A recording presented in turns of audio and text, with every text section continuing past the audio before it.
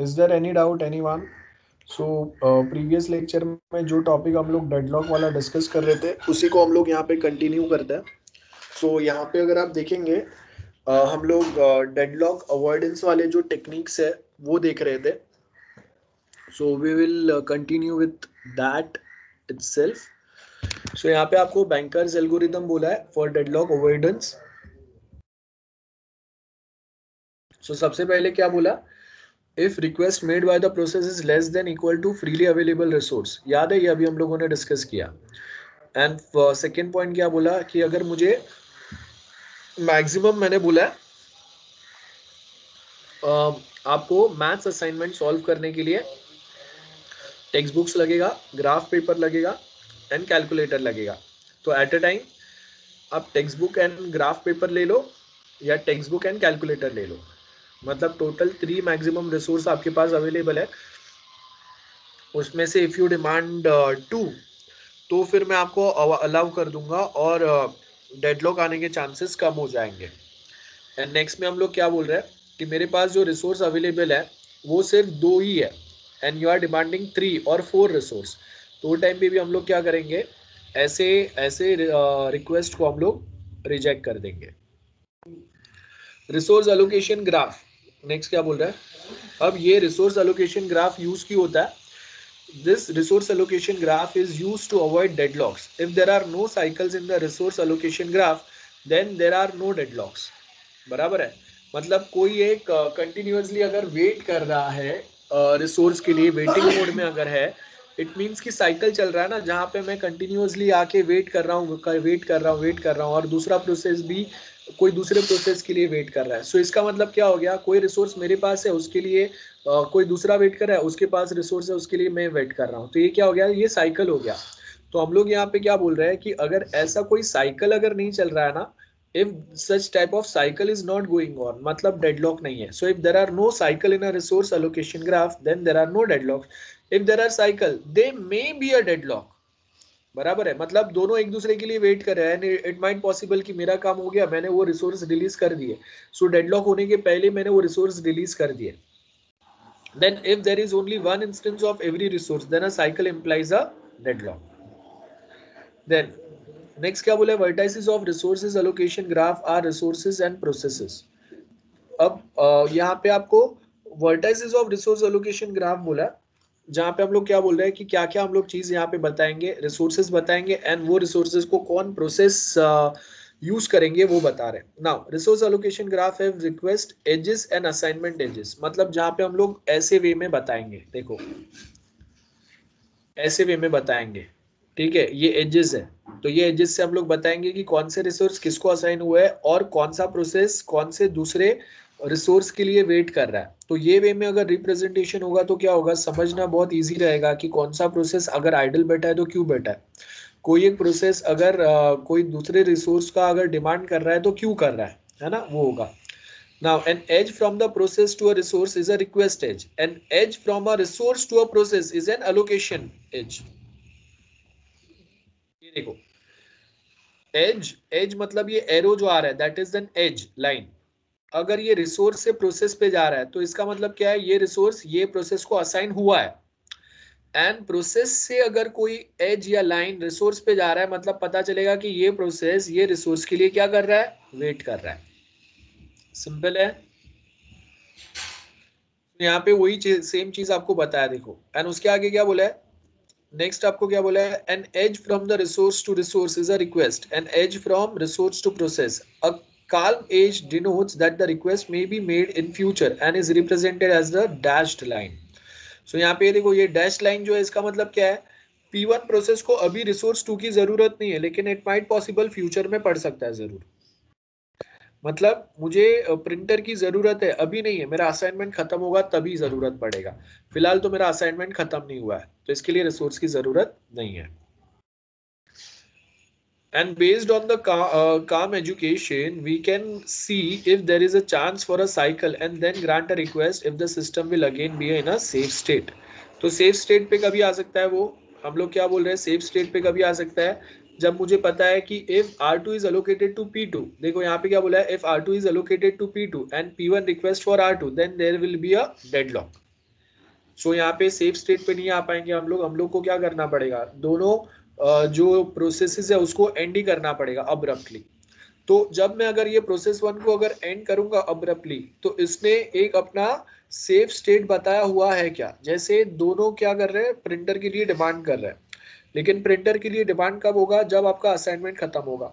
अब मैंने बोला है कि आपने असाइनमेंट वर्ड डॉक्यूमेंट में लिखा हुआ है, and that word document is basically saved by one process and second process has not saved that document. So if we end such processes abruptly, तो जिसने वो डॉक्यूमेंट वर्ड डॉक्यूमेंट अपना assignment save करके रखा है वो सेफ स्टेट पे, वो उसका प्रोसेस अगर एंड भी, उसका उसका अगर रिक्वेस्ट अगर अब्रप्टली एंड भी हो गया ना, so again he can start requesting for the printer जहां पे वो एंड हुआ था, है ना, उसको ज्यादा प्रॉब्लम नहीं होगा क्योंकि उसका असाइनमेंट एज इट इज है, उसको वापस असाइनमेंट नहीं करना पड़ेगा।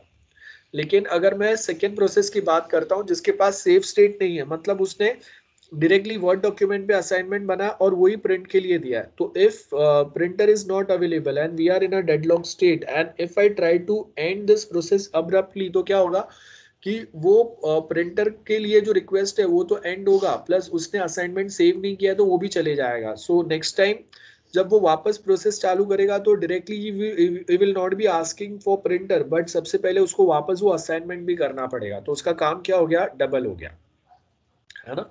सो वो सेम पॉइंट पे हम लोग यहाँ पे बात कर रहे हैं। So this are the deadlock avoidance things. Prevent कैसे करना है, we can prevent deadlock by eliminating any four condition due to which deadlock might occur, that is mutual exclusion, hold and wait, no preemption and circular wait।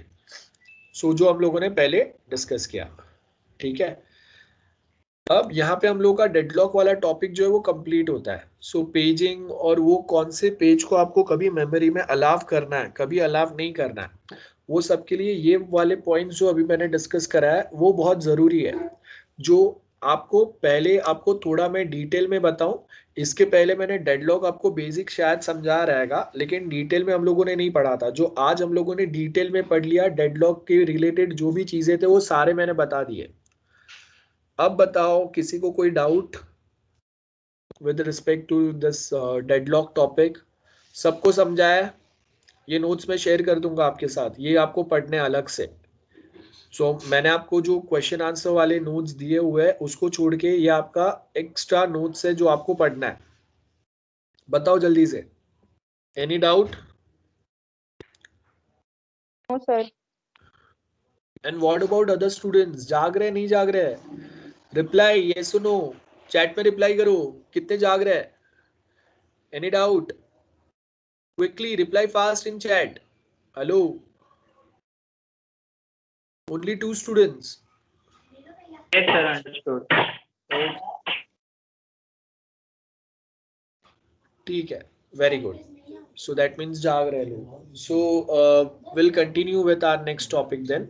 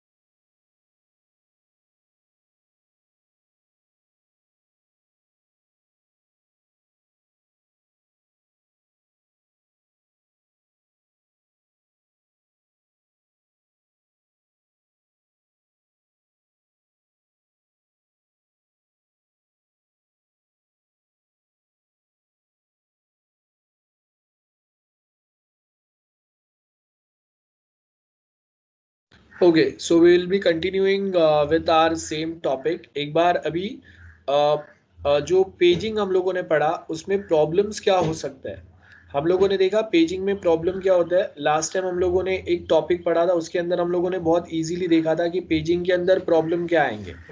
Like समझो कि अगर मैं कोई एक page अगर डिमांड कर रहा हूँ, ठीक है, like we are issuing a page, So the mapping from the virtual address to physical address must be a fast one. बराबर है, otherwise क्या होगा, प्रॉब्लम होगा. If the virtual address space is large, then the page table जो है वो भी large होना चाहिए.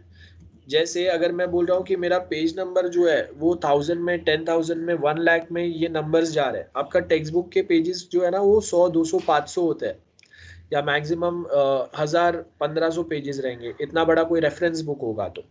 लेकिन जब हम लोग मेमोरी में पेजेस की बात करते हैं तो जो एड्रेसेस होते हैं, पेज नंबर्स होते हैं, वो बहुत बड़े बड़े नंबर्स रहते हैं. तो अब यहाँ पे हम लोगों ने क्या बोला है, जो अभी हम लोग टॉपिक पढ़ने वाले हैं, that is this one, this topic I am talking about, design issues with paging. So अब पेजिंग का मतलब क्या है, लास्ट टाइम हम लोगों ने बहुत प्रॉपरली समझा था. पेजिंग का मतलब कि आप जब कोई एक पेजेस अगर क्रिएट कर रहे हैं, सॉरी, हम लोग जब कोई एक फाइल अगर सेव करता है तो वो page bye page file save होता है, बराबर है ना. मल्टीपल पेजेस में वो फाइल सेव होगा, और वो जो पेजेस है वो अलग अलग लोकेशन पे स्टोर होंगे. जब मैं अगर वो फाइल डिमांड करूंगा तो अलग अलग लोकेशन पे जो पेजेस सेव हुए हैं वो वहां से फेच आउट होके आएंगे, है ना. ये हम लोग के मेन पॉइंट्स रहेंगे. अब उसके साथ में हम लोगों ने ये समझा था कि कौन से पेज कहाँ पे स्टोर्ड है. तो इसके लिए हम लोग क्या करेंगे, हम लोगों को क्या करना पड़ेगा, हम लोगों को basically mainly table, page table बनाना पड़ेगा. It's like a index in your text book.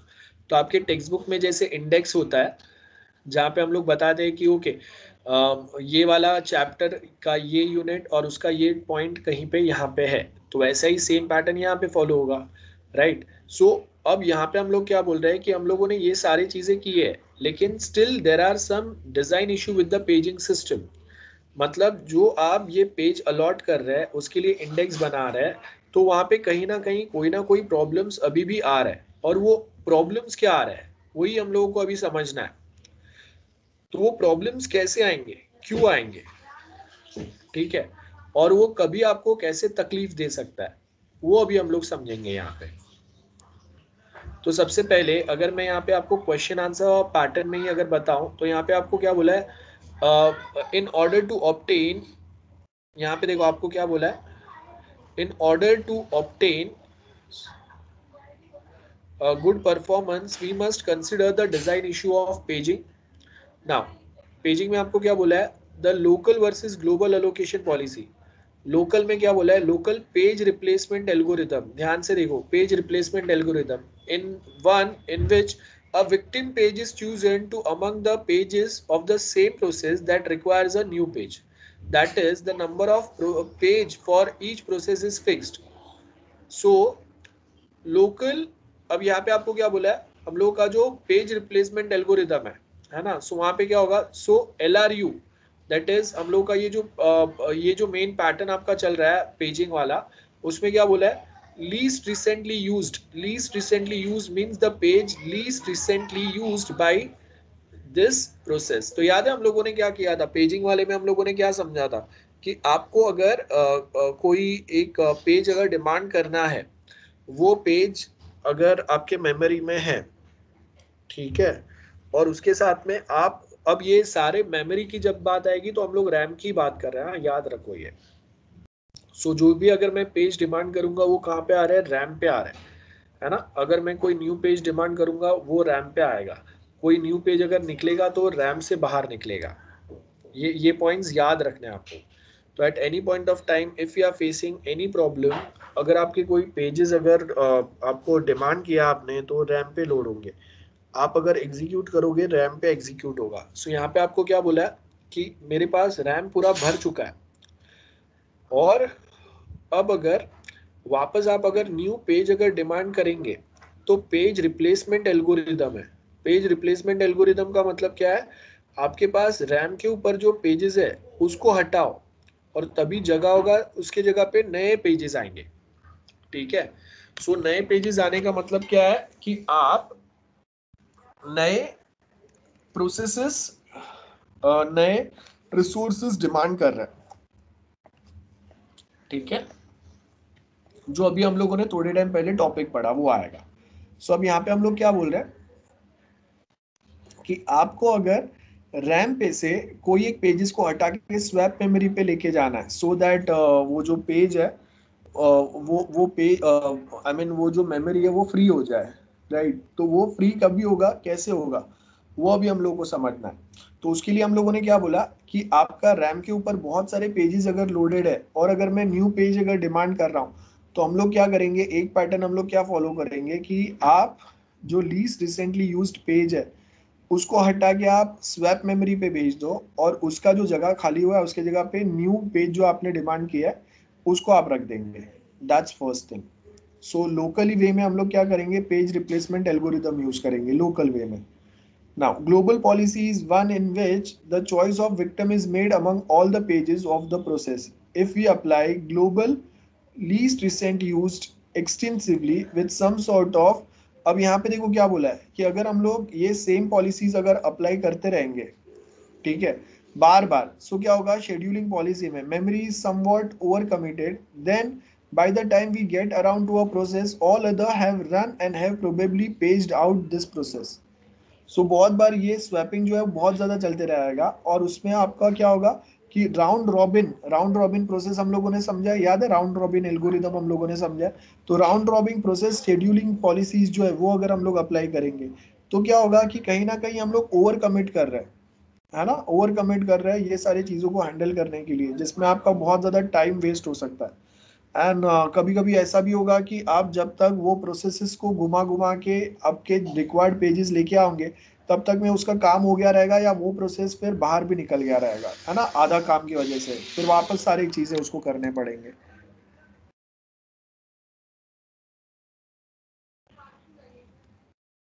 So if this happens, each process will need to page fault at a higher rate and this is called thrashing। मतलब page fault ज्यादा आ जाएंगे, मतलब इतना ज्यादा अगर हम लोग कमिटेड रहेंगे ना, तो क्या होंगे, हर एक पेज के लिए आप लंबे लंबे प्रोसेस फॉलो कर रहे हैं, है ना, एक लंबा टाइमलाइन बना रहे हैं, तो उससे क्या होगा, अगर आप round robin least recently used pages ये सब अगर आप एक्सटेंसिवली यूज कर रहे हैं, तो क्या होगा कि बहुत सारे पेजेस जो है आपके रैम पे गए, सॉरी रैम से स्वैप पे गए, देन वापस आप डिमांड कर रहे हैं तो हम लोग वापस स्वैप से रैम पे लाएंगे, वापस उस थोड़े टाइम के बाद में अगर ज़रूरत नहीं है हम लोग वापस स्वैप पे लेके जाएंगे, या फिर राउंड रॉबिन, ये सेम पैटर्न अगर चलते रहेगा, तो ये एल्गोरिदम अगर बहुत एक्सटेंसिवली अगर हम लोग यूज करेंगे, तो एट दी एंड क्या होगा, पेज फॉल्ट्स जो है ना वो ज्यादा आते जाएंगे। पेज फॉल्ट्स मतलब एक टाइम के बाद में आपका सिस्टम या प्रोसेसर कंफ्यूज हो जाएगा कि भाई कौन से पेजेस हम लोगों ने पहले स्वैप पे डाले थे,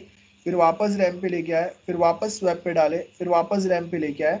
एंड ये जो स्वैपिंग करने में कभी कभी ये भी हो सकता है कि आपका पेज जो है वो फॉल्टी हो जाए और वो वापस यूज ना हो पाए, तो आपको फिर क्या करना पड़ेगा, उसका एक कॉपी वापस हार्ड डिस्क के पास से कॉल करना पड़ेगा, पूरा एक नया पैटर्न ही चालू करना पड़ेगा। तो इसके लिए हम लोग यहाँ पे ग्लोबल पॉलिसी में क्या बोल रहे हैं कि हाँ लोकली टेम्पररी ठीक है कि भाई लीस्ट रिसेंटली यूज्ड पेज जो है इसको हम लोग उठा के यहाँ पे स्वैप मेमोरी पे लेके जाएंगे एंड धीरे से स्वैप मेमोरी से वापस यहाँ पे लेके आएंगे, ये टेम्पररी चल पाएगा काम। लेकिन अब आप अगर बार बार बोलेंगे कि यही सेम प्रोसेस अगर फॉलो करना है, तो बार बार वो पॉसिबल नहीं होगा, क्योंकि अगर बार बार अगर आप लीस्ट रिसेंटली यूज पेज को उठा उठा के स्वैप पे डालेंगे और स्वैप से फिर नए पेज को वापस उठा के रैम पे लाएंगे, सो ये जो बार बार ये जो टेक्निक चलते रहेगा उसकी वजह से पेज फॉल्ट का मतलब है कोई पेज जो है वो या तो टाइम पे आपको अवेलेबल नहीं रहेंगे, आपको वापस याद करने में डिफिकल्टी होगा कि भाई वो स्वैप पे था या रैम पे ही है, या फिर हम लोगों ने कॉल ही नहीं किया है। तो पेज फॉल्ट्स जो है वो सडनली बढ़ जाएंगे, उसका रेट जो है वो बढ़ जाएगा। सो ये पेज फॉल्ट का रेट बढ़ना नहीं चाहिए, इसके लिए हम लोग कभी कभी लीस्ट रिसेंटली यूज पेज का फॉर्मेट यूज करते हैं, राउंड रॉबिन वाला टेक्निक यूज करते हैं, लेकिन बहुत एक्सट्रीम लेवल तक यूज नहीं करना है।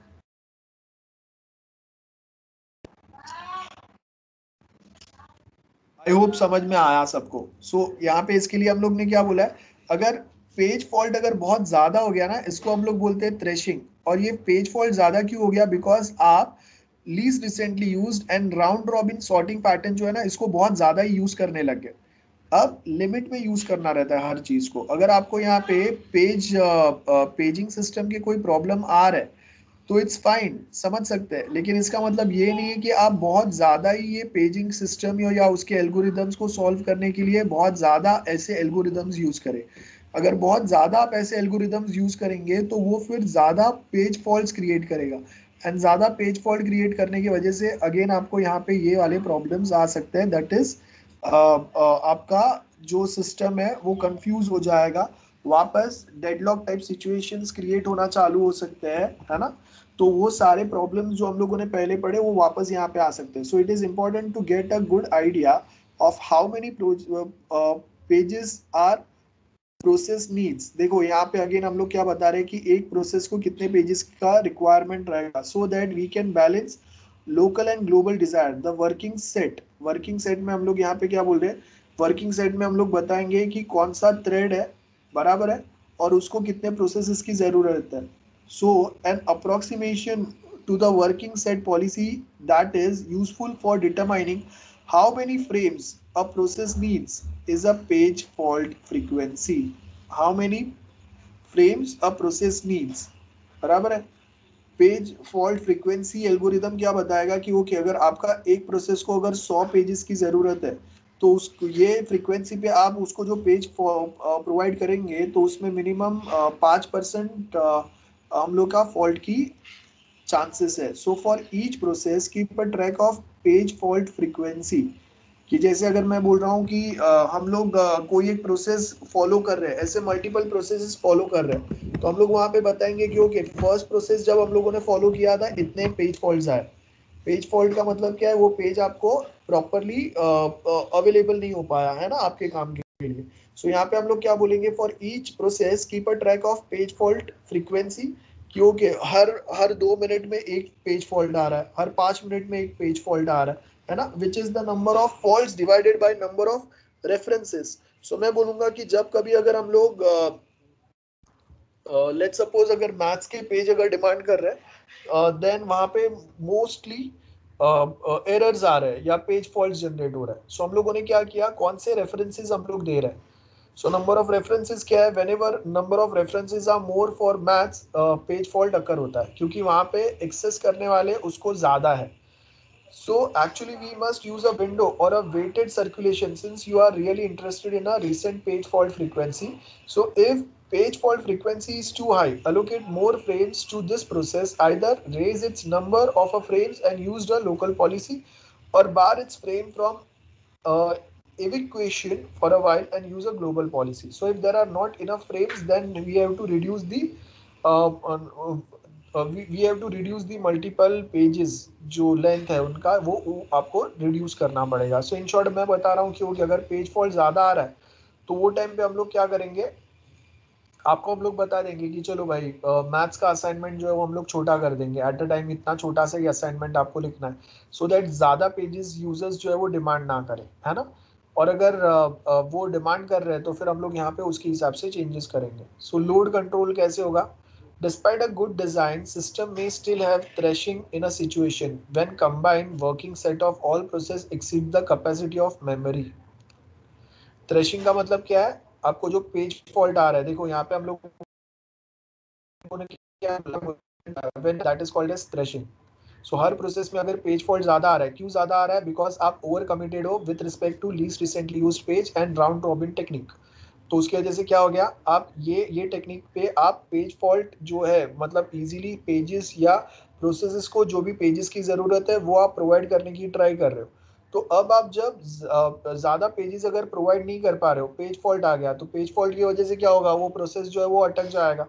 वो प्रोसेस अगर अटक गया, वो कंप्लीट नहीं हो पाया, तो हम लोग उसको या तो सेफ स्टेट पे भेज देंगे या फिर वो वेटिंग मोड पे जाएगा वो पेजेस के लिए। याद है जो हम लोग डेडलॉक वाले में अभी बात कर रहे थे, तो वो सेम चीज होगा। अब यहाँ पे हम लोग क्या बोल रहे हैं कि for each process keep a track of page fault frequency, ये हम लोगों ने देखा। अब पेज फॉल्ट फ्रीक्वेंसी पे हम लोग क्या करेंगे, हम लोग डिवाइड करेंगे कि हम आपने कितने कितने पेजेस आपने डिमांड किए थे कौन से प्रोसेस ने, और वो टाइम पे पेज फॉल्ट्स कितने आए वो प्रोसेस कंप्लीट करने में।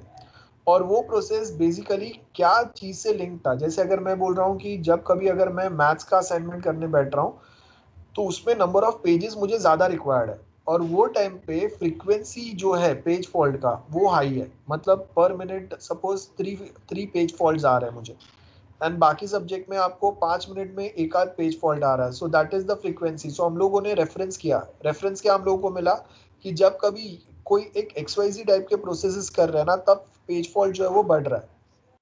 तो अब यहाँ पे हम लोग क्या करेंगे, अब या तो हम लोग वेटेड सर्कुलेशन यूज करेंगे या विंडो यूज करेंगे। मतलब मैं बोला कि ओके, अगर आपको मैथ्स में अगर पेज फॉल्ट ज्यादा आ रहा है, फ्रीक्वेंसी अगर उसमें हाई है, तो हम लोग क्या करेंगे उसमें, रिसेंट पेज फ्रीक्वेंसीज जो है, अगर आप उसमें अगर मतलब आपको अगर वो एक्चुअल में रिक्वायर्ड है, तो हम लोग क्या करेंगे, असाइनमेंट जो है वो एट अ टाइम छोटा कर देंगे। मतलब एक असाइनमेंट को वापस हम लोग 2-3 पार्ट में डिवाइड करके करेंगे कंप्लीट। और उसके साथ में हम लोग क्या करेंगे, उसके लिए लोकली अवेलेबल पॉलिसी फॉलो करेंगे। लोकली अवेलेबल मतलब सबसे पहले लेक्चर में आपको जो कराया हुआ है वो पेजेस फॉलो करो, एंड उसमें अगर आपको कोई चीज़ें अगर आपको नहीं मिल रहा है, देन आप ग्लोबल वाला जो रेफरेंस है वो मांगो। ग्लोबल वाला रेफरेंस मतलब रेफरेंस बुक या नोट्स जो मेन वो सब्जेक्ट के लिए शेयर हुआ है, और उसमें से फिर हम लोग वो असाइनमेंट कंप्लीट करने का ट्राई करेंगे।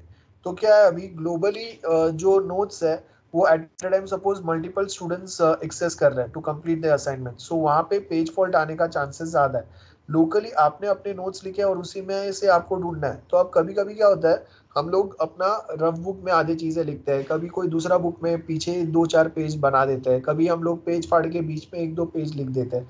अब फाइनली होता क्या है, जब आपको एक आध महीने के बाद में असाइनमेंट कंप्लीट करना है, तो अभी आपने 10 टुकड़ों में अपना मैथ्स का लेक्चर्स के नोट्स बनाए, एक मैथ्स के बुक में, दूसरा एक दिन आप बुक भूल गए थे तो आपने ऑपरेटिंग सिस्टम के बुक में लास्ट में 3-4 पेज मैथ्स के डाल दिए।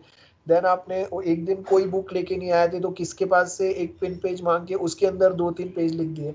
तो अब क्या होगा, लोकली आपके पास नोट्स अवेलेबल है, but at same point of time वो आपने कहाँ पे लिख के रखा है वो आपको नहीं मिल रहा है। तो क्या होगा, लोकल पॉलिसी फॉलो तो कर लिया हम लोगों ने, लेकिन वहां पे भी वापस पेज फॉल्ट आ रहा है, आधा चीजें मिल गए, 1-2 चीजें नहीं मिल रहा है। सो अभी इसके लिए भी हम लोग क्या करेंगे कि अगर यहाँ पे हम लोगों ने क्या बोला कि एट अ टाइम आप एक पेज पे इतना इन्फॉर्मेशन डालो, एक पेज पे इतना इन्फॉर्मेशन डालो, और ये सब आप अपने पास रख दो, लोकल पॉलिसी हो गया। लेकिन अगर ये नहीं होगा तो देन हम लोग क्या बोलेंगे, ग्लोबल पॉलिसी फॉलो करेंगे, जहाँ पे आप वापस अपने सेम नोट्स जो है वो बना सकते हैं या फिर अपना असाइनमेंट कंप्लीट कर सकते हैं। ओके, नेक्स्ट हम लोग बोल रहे हैं लोकल कंट्रोल। सो यहाँ पे हम लोग क्या बात कर रहे हैं, despite the good design system में स्टिल है threshing in a situation when combined working set of all process exceed the capacity of the memory। अब यहाँ पे आपको सर्टन वही पॉइंट्स दिए हुए, लोड कंट्रोल, पेज साइज। अब यहाँ पे अगर ये छोड़ दो लोकल कंट्रोल, ये तो बहुत सिंपल है कि हम लोग कंसिडर करेंगे मल्टी प्रोग्रामिंग में। सो यहाँ पे देखो आपको क्या बोला है, जब अगर हम लोग अपने मेन जो टेक्निक्स फॉलो करते हैं, तो वहाँ पे क्या इंडिकेट किया है, the algorithm which are given some process needs more memory and no one needs less, बराबर है। सो मतलब सर्टेन प्रोसेस को मेमोरी रिक्वायर्ड है। अभी मैथ्स का अगर असाइनमेंट कर रहे हैं तो सबको ऑलमोस्ट सिमिलर टाइप के पेजेस लगेंगे, किसी का अगर फॉन्ट्स छोटे हैं तो थोड़े कम पेज लगेंगे, लेकिन इतना भी ज्यादा डिफरेंस नहीं होगा, right. So this situation can be solved by swapping one or more to disk and divide up the pages they held. ठीक है, सो हम लोग क्या करेंगे कि आपको अभी आपका आधा असाइनमेंट हो गया, तो अभी मैं आपको बोल रहा हूँ कि ओके, आपको एक असाइनमेंट करने के लिए चैप्टर 1 और चैप्टर 2 दोनों दोनों नोट्स की जरूरत है।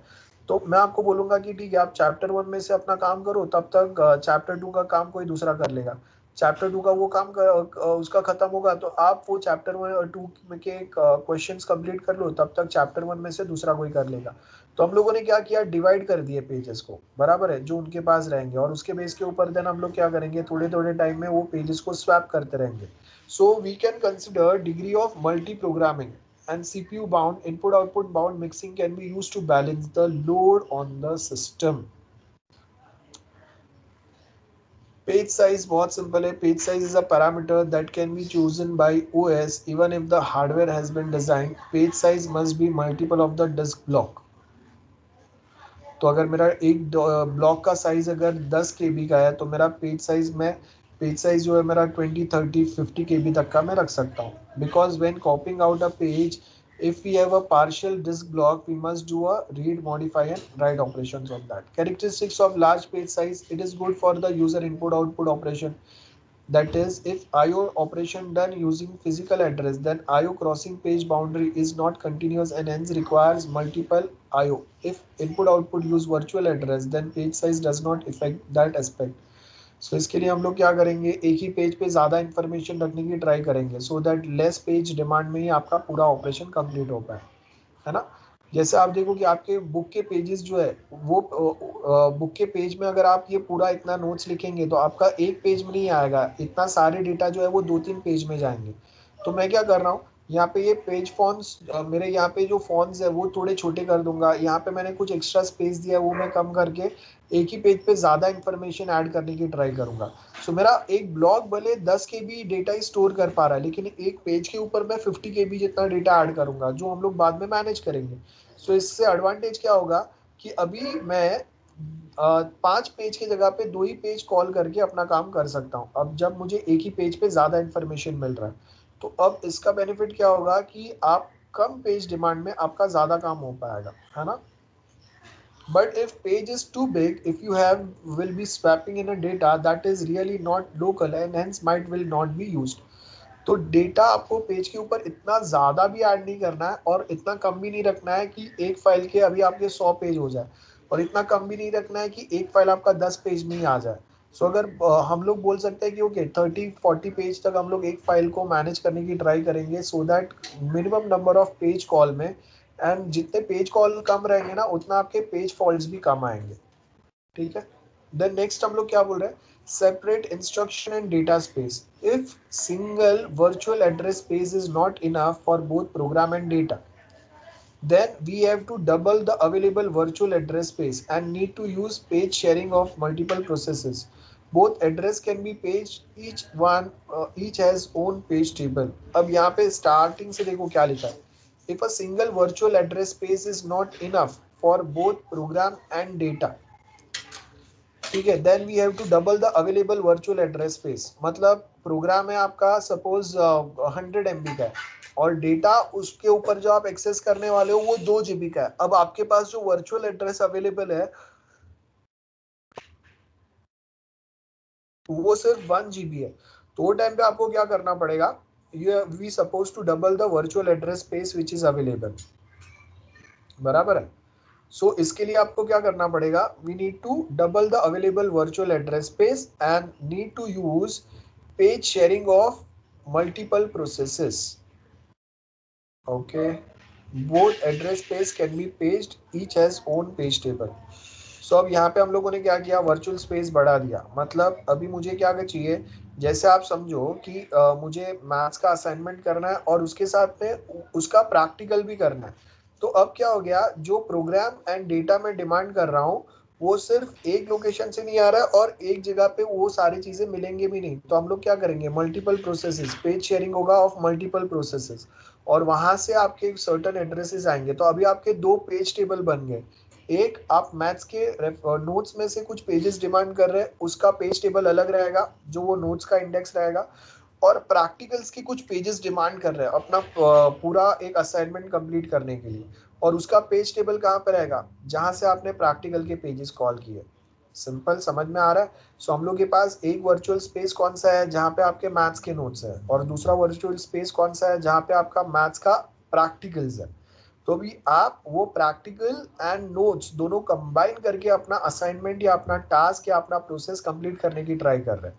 तो जब अगर मैं ऐसे मल्टीपल पेजेस डिमांड करूंगा, तो स्टार्टिंग में मैंने अपना स्पेस जो रखा था, हम लोग का वर्चुअल स्पेस जो था वो किसके लिए था, सिर्फ मैथ्स का नोट्स कॉल करने के लिए। लेकिन अभी मैं मैथ्स के नोट्स के साथ उसका प्रैक्टिकल जो है मैनुअल वो भी कॉल कर रहा हूँ। तो उसके लिए मेरे पास स्पेस नहीं है। तो अभी मुझे क्या करना पड़ेगा, एक दूसरा वर्चुअल स्पेस जो है वो मुझे रिक्वेस्ट करना पड़ेगा, और ये दूसरा वर्चुअल स्पेस जो है वो मैं किसके पास से लूँगा, वो दूसरे एक प्रोसेस के पास से जो मैथ्स का प्रैक्टिकल वाला पार्ट हैंडल करता है। तो वो टेम्पररी मुझे अपना वर्चुअल स्पेस देगा और वो उसके ऊपर उसके साथ में उसका पेज टेबल दे देगा वो, और वो पेज टेबल में से मैं इजीली फाइंड आउट कर पाऊंगा कि ओके मेरा ये असाइनमेंट के नोट्स जो है वो ये पेज नंबर पे है और उसका प्रैक्टिकल प्रैक्टिकल डॉक्यूमेंट में कौन से पेज पे, जिसको दोनों को कंबाइन करके हम लोग अपना काम खत्म कर पाएंगे। और उसके साथ में यहाँ पे क्या बोला, another solution is to have a separate address space for instruction and data. So यहाँ पे हम लोग क्या बोलेंगे कि अभी अगर कभी कभी आप जो डेटा कॉल कर रहे हैं वो मल्टीपल टाइप के डेटा हो गए, है ना, जैसे एक मेरा मैथ्स का नोट्स हो गया और एक मैथ्स का प्रैक्टिकल हो गया। तो अभी आप जब मल्टीपल डेटा कॉल कर रहे हैं और उसके लिए आप बहुत सारे इंस्ट्रक्शन देंगे कि जैसे मैं यूनिट 1 फाइंड करने की ट्राई कर रहा हूँ यहाँ पे ये नोट्स में, तो वो एक इंस्ट्रक्शन हो गया। मैं देन यहाँ पे कुछ नोट ऐड कर रहा हूँ, सेकेंड इंस्ट्रक्शन हो गया, है ना। वापस इसमें सर्टन में कुछ चेंजेस अप्लाई करूंगा या कुछ, तो वो थर्ड इंस्ट्रक्शन हो गया। सो यहाँ पे हम लोग क्या बोल रहे हैं, data space and address space को आप अलग रख दो इंस्ट्रक्शन स्पेस को। तो उससे क्या होगा, दोनों both address space can be पेज्ड independently from one another. तो उससे क्या होगा, डेटा आपका अलग है और वो डेटा के ऊपर आप कुछ इंस्ट्रक्शन देंगे, वो अलग लोकेशन पे हम लोग सेव करेंगे। So each one has its own page table with its own mapping of virtual pages to physical page frame. तो उससे आपको, आप यहाँ पे आपको जो डबल वर्चुअल स्पेस यूज करना पड़ रहा था वो नहीं होगा। तो अभी आपका डेटा, मैथ्स का नोट्स और मैथ्स का असाइनमेंट दोनों एक ही जगह पे रखेंगे, और उसके लिए जो इंस्ट्रक्शन देंगे हम लोग, लाइक चैप्टर 1 के लिए हम लोग का ये इंस्ट्रक्शन रहेंगे, ये प्रोग्रामिंग होगा, ये कोडिंग होगा, वो इंस्ट्रक्शंस हम लोग अलग सेव कर रहे हैं, ठीक है। सो ये वे में आपके अलग अलग डेटा सेव हो सकते हैं। Then next is shared pages. So यहाँ पे क्या बोला, अब पेज टेबल, पेज टेबल का मतलब इंडेक्स हो गया, इनेबल्स पेज शेयरिंग। सो यहाँ पे पेज टेबल के बेस के ऊपर we can share the pages. Like मैंने क्या किया, आपने बहुत सारे पीडीएफ देखे रहेंगे जिसमें चैप्टर 1 और ये सब के ऊपर लिंक्स रहते हैं, लिंक बनाए रहता है, and when I click on that link directly वो वाले जो चैप्टर्स या पेजेस या डॉक्यूमेंट्स है ना वो ओपन हो जाएंगे। सो यहाँ पे हम लोग क्या बोल रहे हैं, page table also enables page sharing, मतलब यहाँ से मैं डायरेक्टली पेज जो है वो शेयर कर सकता हूँ। Like one is shared code. Shared code का मतलब क्या है, in this one copy of the read only code shared among processes, that is text editor, compiler, window system. It is similar to multiple threads sharing the same process space. Also useful for inter-process communication if sharing of read-write pages allowed. So यहाँ पे आप देखो कि Google sheet है, तो Google sheet में हम लोग क्या कर रहे हैं, हम लोगों ने सर्टेन चीजें जो है वो शेयर किया है। One copy of read only code shared among processes, बराबर है। एंड दूसरे में हम लोग क्या करेंगे, it is similar to multi thread sharing the same process, also useful for inter process communication if sharing of read write pages is allowed. So एक ये हो गया, शेयर्ड कोड हो गया, जहाँ पे मैंने या तो रीड मोड में ही अलाउ किया है एक कॉपी, बराबर है। तो जो भी आपके टेक्स्ट या जो भी कुछ है वो हम लोगों ने यहाँ पे अलाउ किया। एंड ये मल्टी थ्रेडिंग प्रोसेस जो है इससे काफी सिमिलर है, हम लोग बताया। अब इसका एग्जाम्पल क्या होगा, आपने कभी हम लोग जो गूगल डॉक्स यूज करते हैं वो देखा रहेगा। सो अगर मैं गूगल डॉक्स यूज करता हूँ,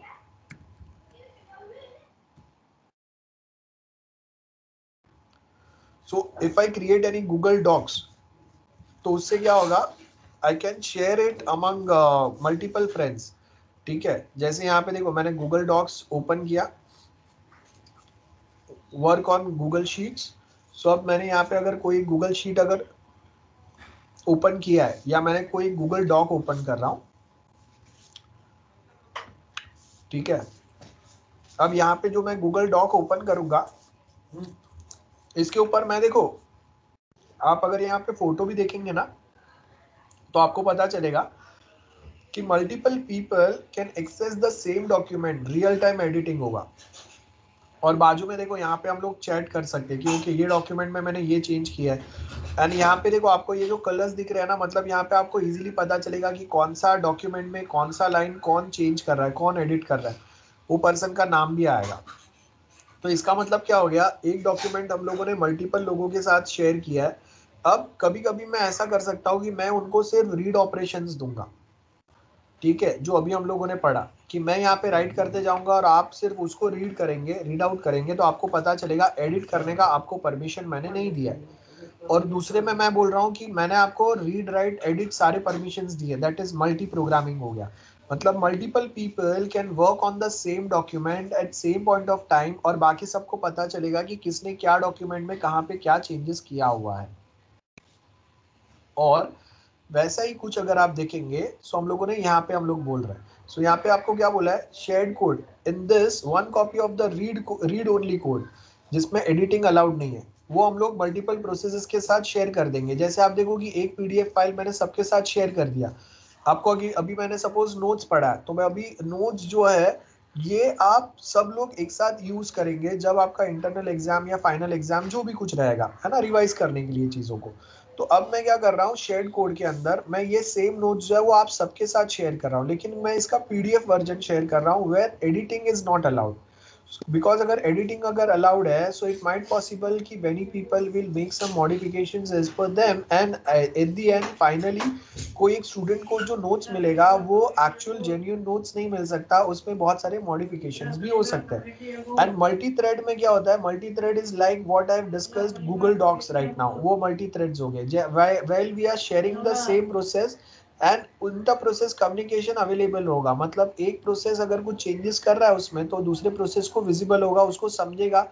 रीड राइट के लिए हम लोग इजीली ये प्रोसेसेस को शेयर कर सकते हैं और बाकी प्रोसेसेस को अलाउ कर रहा है ये पेजेस पे। ये शेयर्ड कोड हो गया, बराबर है। नेक्स्ट हम लोग क्या है, private code and data. Hear each process keeps a separate copy of code and data. The pages for a private code and data can appear anywhere in the logical address space. Private code and data. Each process keeps a separate copy of code and data. जैसे आप देखो कि आप अगर exam के जो आप exam देते हैं और अभी घर से आप जो एग्जाम दे रहे हैं, तो आपने अपना एक पेपर बनाया, आपने अपना वो एक कॉपी लिखा एंड वो आपने सेपरेट रखा है, और वो सेपरेट कॉपी को हम लोग रेफर करेंगे, है ना, जो मुझे बाकी जो प्रोफेसर्स इंचार्ज रहेंगे, सुपरवाइजर्स रहेंगे, ये सबको अवेलेबल रहेगा, दे कैन वेरीफाई इट कि आपने सबमिट किया है कि नहीं, है ना। तो यहाँ पे जहाँ जहाँ पे हम लोग के इवेल्युएटर, मॉडरेटर्स रहेंगे, सुपरवाइजर्स रहेंगे, anywhere there this local address के थ्रू, लोकल एड्रेस मतलब वन ड्राइव का आपका जो एड्रेस है वो टीम के लिए, वहां से ये सारी चीजें जो है वो अवेलेबल रहेंगे। Okay, so that is something about page वाला जो मैंने आपको पॉइंट्स पढ़ा है, और उसके साथ में डेडलॉक वाले कुछ चीजें पढ़ा है आज। अब एक बात बताओ, ये जो भी मैं कुछ अभी तक बड़बड़ कर रहा हूँ, आई होप आप लोग सुन रहे हैं, समझ में आ रहा है सबको? I hope there are no more doubts, और any doubts let me know, हम लोग डिस्कस कर लेते हैं। हाँ बताओ, किसी को कोई डाउट है? मैंने होगा उतना सिंपल वे में एक्सप्लेन करने का ट्राई किया है। Any doubts anyone? बताओ जल्दी से। ओके, और आज जो मैंने आई मीन इसके पहले का हम लोग का जो लेक्चर था, उसमें मैंने जो आपके साथ डेडलॉक वाला टॉपिक डिस्कस किया था जो पीपीटी में से, वो मैं आपके साथ शेयर करूंगा, और उसमें वो पीपीटी आप समझ लो कि आपका ऑलमोस्ट बहुत सारी चीज़ें उसमें कवर है। आज हम लोगों ने डेडलॉक और बेसिक सर्टन पॉइंट्स डिस्कस किए हैं, वो सेम आप वहाँ से रिफर करते जाएंगे, तो सर्टन चीज़ें जो नोट्स में मिसिंग है वो मैं सेम वहाँ पे अपडेट करते जाऊँगा, और ये मैं ग्रुप में अपडेट कर दूंगा, आप वहाँ से वो सेम नोट्स रिफर कर लेना, ठीक है? क्लियर है? अब इसके बाद हम लोग का, यस, इसके बाद जो हम लोग का टॉपिक है वो एक क्वेश्चन कर लेते हैं हम लोग, देन विल स्टॉप। सो यहाँ पे आपको क्या बोला है, a brief concept about the segmentation. Last time में हम लोगों ने सेगमेंटेशन क्या होता है वो पढ़ लिया था। सेगमेंटेशन, अलग अलग सेगमेंट्स बताएंगे हम लोग, बराबर है ना। तो अब यहाँ पे हम लोगों ने क्या बोला, this is the user space, this is our physical memory. तो यहाँ पे हम लोगों ने क्या किया, सेगमेंट्स बना के रखे। सपोज नीचे आपका फिजिकल मेमोरी मतलब रैम जो है, इसमें ये थर्ड नंबर जो लिखा हुआ है, इतना मेमोरी या इतना पार्ट जो है, ये समझ लो कि permanently this is reserve for operating system. तो उसको छोड़ के बाकी के आपके जो ब्लॉक्स है ना, वहाँ पे आप जो नए नए प्रोग्राम्स जो कॉल करेंगे वो यहाँ पे आएंगे। एंड आपका कोई एक यूजर स्पेस पे कोई एक पेज कहाँ पे स्टोर्ड है वो कैसे पता चलेगा, उसका सेगमेंट नंबर एंड ऑफसेट, ये दोनों को कंबाइन करेंगे। प्रीवियस लेक्चर एक बार रेफर करना, आपको याद आएगा मैं क्या बोल रहा हूँ वो। सो यहाँ पे ये दो कंबाइन करेंगे तो आपको वो पेज कहाँ पे स्टोर्ड है मेमोरी में उसका एड्रेस मिलेगा, बराबर है। And at same point of time अगर हम लोगों को कोई एक नए पेजेस अगर ओपन करना है, जैसे यहाँ पे देखो ये आपको सेगमेंट टेबल दिया है ना, सो आपके पास यहाँ पे क्या है, ये सेगमेंट्स दिए हुए हैं, देखो ये सेगमेंट 0 लॉजिकल एड्रेस स्पेस में हम लोगों ने यहाँ पे दिया है। हम लोग के SQRT। अब समझो कि हम लोग अगर कोई एक C++ का प्रोग्राम लिख रहे हैं तो हम लोग के पास यहाँ पे मैथ्स वाले फंक्शंस यहाँ पे स्क्वायर रूट, किसी का अगर स्क्वायर निकालना है, मीन मैक्स फाइंड करना है ना, वो सारे यहाँ पे मेन प्रोग्राम यहाँ पे हम लोग का, एक सिंबल टेबल यहाँ पे हम लोग का, कोई सब रूटीन्स यहाँ पे रहेंगे हम लोग के, है ना, एंड स्टैक्स कुछ यहाँ पे। सो अब यहाँ पे हम लोग क्या बोल रहे हैं, this are the logical address space segments हम लोगों ने डिवाइड किए हुए हैं। यहाँ पे आपका सेगमेंट टेबल है कि कौन सा सेगमेंट आपका एग्जैक्टली कहाँ पे और उसका लिमिट क्या है, एंड उसके हिसाब से ये जो फिजिकल मेमोरी या रैम है वहाँ पे कहीं ना कहीं जब आप कॉल करेंगे ये सेगमेंट्स को तो वो हम लोग यहाँ पे रैम पे असाइन करेंगे उनको, वो स्पेसिफिक जो फ्री ब्लॉक्स है उसके अंदर। ठीक है, ये पैटर्न फॉलो होगा। सो यहाँ पे हम लोग वही बता रहे हैं, सेगमेंट नंबर्स रहेंगे, ऑफसेट रहेंगे। तो आपके पास यहाँ पे यूजर व्यू ऑफ प्रोग्राम है जहाँ पे आपका ये यूजर प्रोग्राम है, और ये आपका physical memory that is RAM है। तो यहाँ से यूजर स्पेस में से जब सेगमेंट्स अगर रैम पे लोड होंगे तो वो एग्जैक्टली कौन से मेमोरी लोकेशन पे हम लोग को उसको अपॉइंट करना है, अलाउ करना है, वो हम लोग बताएंगे। और ये अगर रैम अगर फुल हो गया तो यहाँ पे बाजू में हम लोग स्वैप मेमोरी बनाएंगे, और ये स्वैप मेमोरी के अंदर यहाँ से हम लोग सर्टन जो ये पेजेस या प्रोग्राम्स है उसको यहाँ पे लेके जाएंगे। बराबर है, ये पैटर्न फॉलो होगा। I hope this is clear to everyone. So ये आपका सिंपल सा वही वाला प्रोग्राम है, सेगमेंटेशन हो गया हम लोग एडवांटेजेस दिए। अब पेज रिप्लेसमेंट एल्गोरिदम जो है ये हम लोग नेक्स्ट टाइम करेंगे। ठीक है, आज मैं अभी ये वाला नहीं करा रहा हूँ, यहाँ से हम लोग नेक्स्ट टाइम कंटिन्यू करेंगे ये वाले टॉपिक से। I hope this is clear to everyone. Certain चीज़ें देखो हम लोगों ने प्रीवियस जो कुछ लेक्चर्स किए हैं ना उसमें ये सारी चीज़ें हम लोगों ने रिवाइज की है। एंड नेक्स्ट थिंग कि ये जो भी लेक्चर्स है ये सारे मैंने अपने सीक्वेंस में कौन से दिन पे कौन सा लेक्चर हुआ। ठीक है, आज हम लोग का जो लेक्चर हुआ वो फर्स्ट हम लोग का लेक्चर कौन सा हुआ, सेकंड कौन सा हुआ, ये सारी चीज़ें मैं अपडेट कर देता हूँ यूट्यूब पे इमीडिएटली। तो आपको अगर कुछ भी डाउट है तो आप वहाँ पे देख सकते हो। लास्ट टाइम हम लोग का जो लेक्चर हुआ था वो लेक्चर यूनिट 1 का लेक्चर 7.1 था फर्स्ट वाला, और सेकेंड जो था वो 7.2 था। ये दोनों मैंने वहाँ पे अपडेट किए हुए हैं। तो अगर आपको कुछ डाउट है तो आप वहाँ से देख सकते हो, और उसके बाद भी अगर कुछ डाउट है you can ask during our lecture, हम लोग वो रिवाइज कर सकते हैं। लास्ट मोमेंट पे आप अगर डाउट्स लेके आएंगे तो बहुत सारी चीज़ें कंबाइन हो जाएंगे, it gets difficult then. So better कि आपको कुछ डाउट्स है तो आप अभी से पूछना चालू करो। एग्ज़ाम टाइम पे इंटरनल्स आएंगे तभी आप पूछेंगे, तभी मैं आपको कुछ बताऊंगा, ये ज़रूरी नहीं है। उसके पहले भी आप पूछ सकते हो। ठीक है, सो हम लोगों के बहुत सारे टॉपिक्स कंप्लीट हुए हैं। मैं आपको बाद में नेक्स्ट लेक्चर में मैं वापस एक बार आपको इंडेक्स बताऊंगा जिसमें हम लोग देखेंगे कि कौन से टॉपिक्स कंप्लीट हुए हैं। और याद रखो ऑपरेटिंग सिस्टम थोड़ा सा टेक्निकल टॉपिक है। ठीक है, सो उसमें आपको सर्टन एल्गोरिदम्स भी मिल रहे हैं और सर्टन पॉइंट्स भी मिल रहे हैं। तो आप अगर देखेंगे कि आप जो प्रैक्टिकल्स में कमांड्स और वो सब पढ़ रहे हैं वो एक अलग पर्सपेक्टिव है, और थियोरी में आप जो कुछ चीज़ें पढ़ रहे हैं ना वो थोड़ा अलग पर्सपेक्टिव से है। ठीक है, जब हम लोगों ने स्टार्टिंग में इंट्रोडक्शन चालू किया था तभी हम लोगों ने वहाँ पे प्रैक्टिकल कमांड्स ये वो देखा था, लेकिन उसके बाद में आप कुछ जो प्रैक्टिकल्स कर रहे हो वो और यहाँ पे आप जो पढ़ रहे हैं उसमें आई मीन टेक्निकली हम लोग वहाँ पे जो चीज़ें पढ़ रहे हैं वो सेम ही है, बैकएंड में सेम वे में काम कर रहा है। लेकिन ऐसा नहीं हो रहा है कि जैसे आप प्रोग्रामिंग में C++ में आप उप्स के कंसेप्ट पढ़ते हैं इनहेरिटेंस और उसी का प्रैक्टिकल करते हैं, है ना, वैसा नहीं हो रहा है यहाँ पे। तो इसके लिए आपको थियरी पे मेहनत करना पड़ेगा और प्रैक्टिकल का आपका अलग एग्जाम होगा, उसके लिए अलग मेहनत करना पड़ेगा। तो थोड़ा सा ध्यान दो यहाँ पे। ओके, सो अब आज के लिए मैं कुछ नया नहीं करा रहा हूँ। किसी को डाउट है बताओ, क्विकली बताओ मुझे। Anyone, any doubts guys?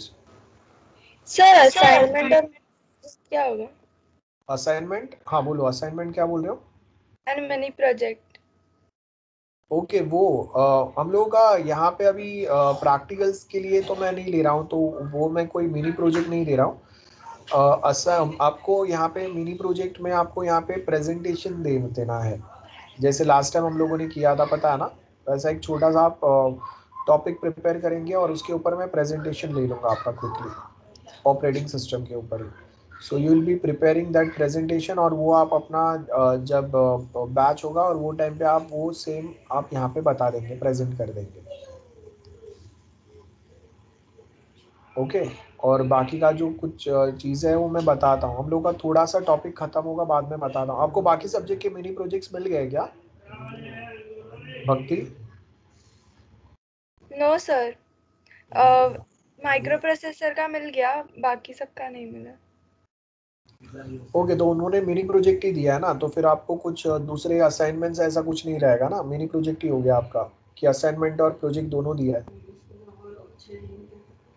Theory and practical दोनों दिया मैम ने। हाँ, मतलब उसके हिसाब से दो है ना, तो प्रैक्टिकल तो अपना नहीं है, तो प्रैक्टिकल का लिए तो वो नेहा मैम देंगे आपको। थियरी का मैं अभी यहाँ पे कोई प्रैक्टिकल नहीं दे रहा हूँ, मैं आपको एक प्रॉपर बता दूंगा आपको करना क्या है नेक्स्ट लेक्चर। प्रेजेंटेशन से बेटर हम लोग अगर कुछ एक दूसरा टास्क करें, मैं आपको बताता हूँ नेक्स्ट लेक्चर या एक आध दो लेक्चर में मैं बताता हूँ प्रॉपर, ठीक है? Any other doubts lecture related? Then आज का लेक्चर यहाँ पे स्टॉप करते हैं। हाँ नंदन बोलो। सर कोई कॉलेज का रिलेटेड न्यूज़ है क्या? नहीं भाई, वो मुझे भी नहीं पता है। चालू करेंगे तो आप थोड़े टाइम के लिए आप कॉलेज जाएंगे, पूरा बैच नहीं जा रहा है वैसे भी। तो अगर आप total 30 students are there in one batch, तो 15 will attend practical at college and 15 will attend the same practical online. So अभी तक फिक्स नहीं है कि कितने लोग जाएंगे। हाफ बैच जाएगा मोस्टली, और हाफ बैच अगर ये वीक में हाफ फर्स्ट 15 अगर जा रहे हैं, नेक्स्ट टाइम नेक्स्ट 15 जाएंगे और बाकी के 15 घर से ही अटेंड करेंगे वो practical. So it's quite a difficult situation जहाँ पे हम लोग वर्क फ्रॉम होम कर रहे हैं। अभी थोड़ा आदत लग गया है उसका, तो अब देखते हैं कैसे होता है। अभी तक ये डिसाइड हो रहा है, अभी फाइनली क्या डिसाइड होगा वो पता नहीं। चलो सो आज, हाँ ओके बोलो। Sir, thank you. हाँ, सो आज का यहाँ तक रख